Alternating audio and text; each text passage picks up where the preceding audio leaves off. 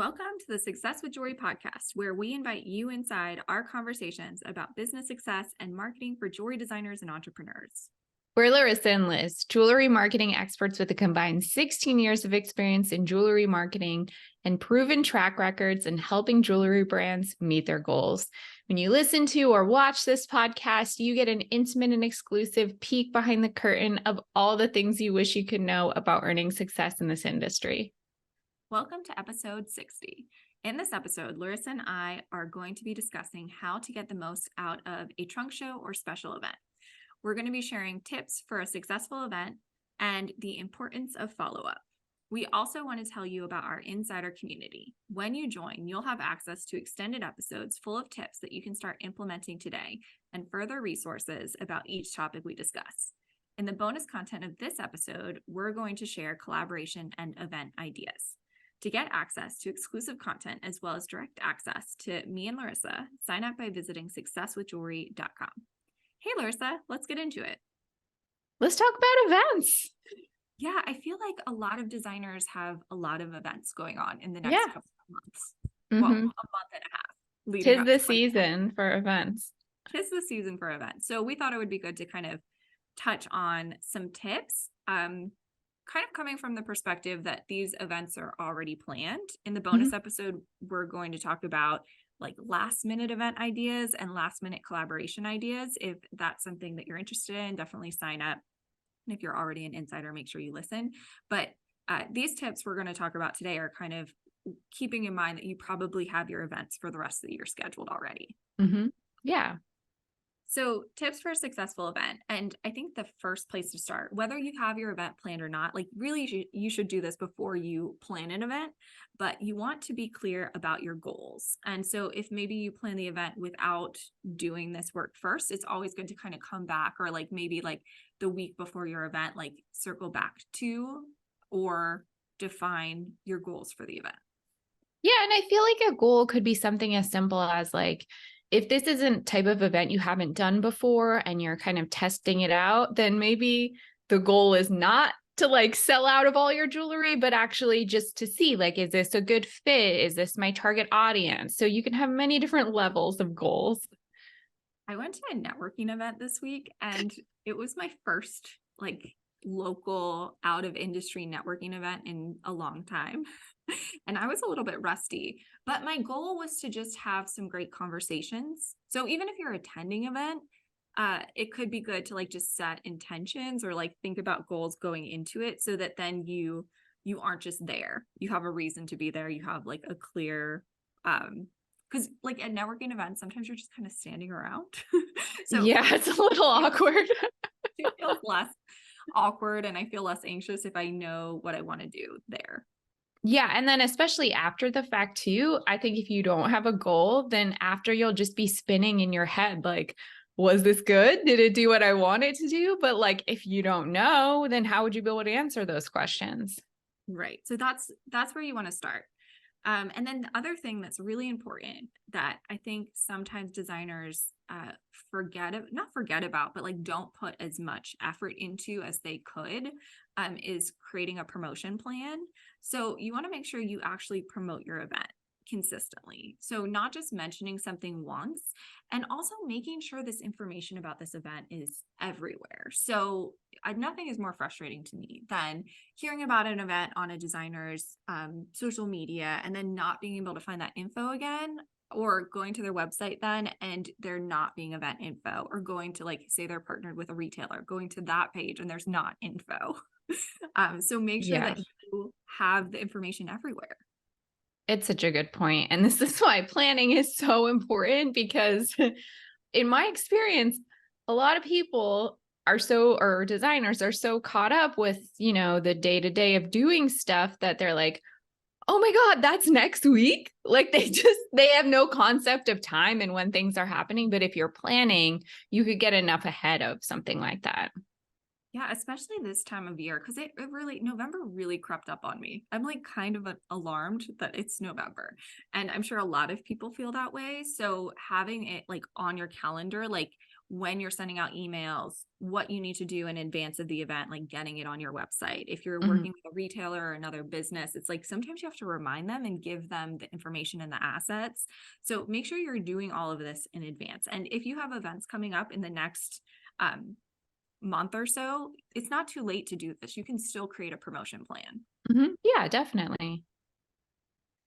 And then I think another thing that is so important is to invite people directly. So even if you have, like, say, a great graphic on Instagram, or you sent out an email like through MailChimp or whatever service you use, I like to, like, especially if there's people I know that would be interested in it, like invite them directly. Like even if it's just forwarding the email and say, hey, like I know you got this email, but I just wanted to say I'd love to see you. Or same thing with a DM. It's like sometimes that really goes a long way, because there's a lot of like just uh giving somebody like a real reason to come, or like that direct connection, or like letting them know that you're excited to have a conversation with them or like see them or anything like that, I think really does go a very long way.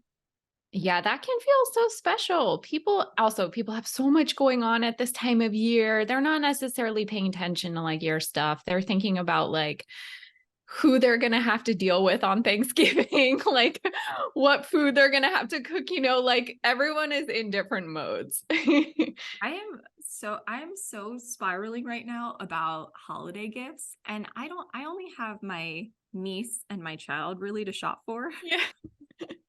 I'm like, I don't know what I want to get them. I'm also spiraling about holiday decorations and stuff like that and plans. So you do start to, like, as Thanksgiving approaches, like get just so overwhelmed. And I know there's like a lot of events coming up.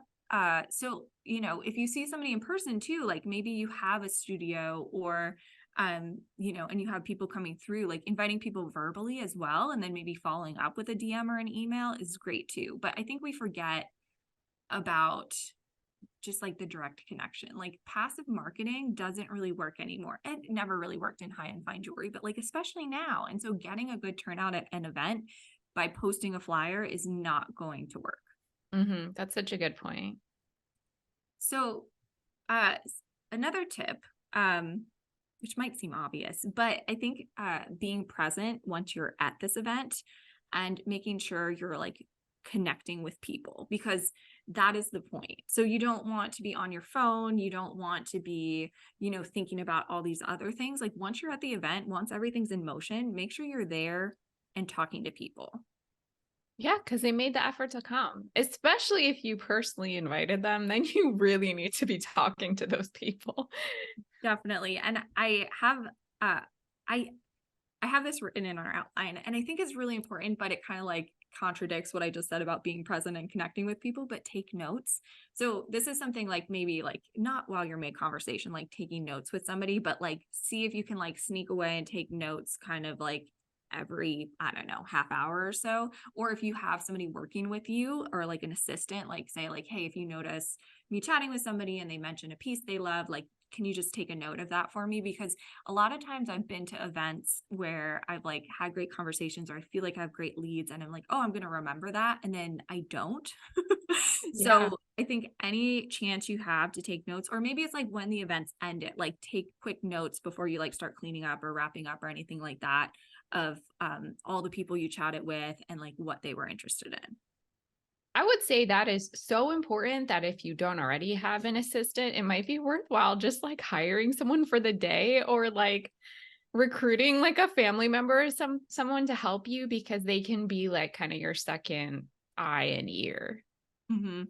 It goes a long way. So one way I used to do it, I was always the assistant. I'm not a designer, obviously, but when somebody would sign up for the email list, I would take notes later for the designer of like next to their email of the pieces they looked at, the pieces they tried on, what they were interested in. And so then she would send an email, a follow-up email that was just like, hey, like I know you love these earrings, like let me know if you have any further questions about them, like by the way, here's a great video of them. That kind of follow-up, that's what leads to sales. Mhm. It's not necessarily about making sales at the actual event. We're going to get into this more about like how important follow-up is, but it's really that like, that personal touch and that connection later that leads to the sale. Yeah, and the fact that you remember that goes such a long way. People are like, "Wow, you care." Oh my god. I like to take notes too on like things we've chatted about, like, Mhm. so and so is also a twin and is from Philadelphia or whatever, like things that could be good to remember to just like chat about later. And like you might remember that stuff, but it's always good to just kind of jot it down to ensure that you remember it. Mhm. The last thing I'll say here, and then Larissa, I wonder if you have any other tips you want to add, but is ask for business cards.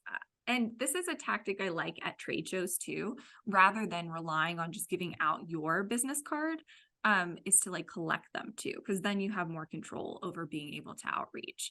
Um, and along those lines too, I guess I should say here too, is like bring something to your event that can be taken away, whether it be a lookbook, a business card, or some sort of postcard with an image of your work on it.